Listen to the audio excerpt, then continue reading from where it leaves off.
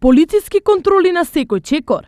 Се бараат пијани возачи низ патиштата на истокот. Особено многу полицајците ги има за време на викендите. Од вкупно контролирани 243 возачи на кои им извршен алкотест, утврдено е присуство на алкохол кај 27 возачи, додека еден возач одбил да се алкотестира, поради што возачите се исклучени од сообраќај и на 26 времено им се одземени возачките дозволи, додека на 28 издадени им се мандатни платни налози. Вака беше овој викенд, а вака веројатно ќе биде и во сите наредни. Апелирам и укажуваме на сите возачи дека секторот за внатрешни работи ШТИП и понатаму ќе продолжи со зајакнати контроли за откривање и санкционирање на овој вид на прекршок, бидејќи тоа е една од најчестите причини за случување на сообраќајни незгоди со потешки последици. Ова е резултат на големиот број сообраќајни несреќи што годинава го одбележаа живењето на истокот.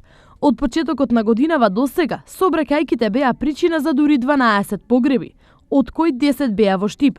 Дополнително, со тешки телесни повреди како последица на сообраќајки завршиле 53 лица.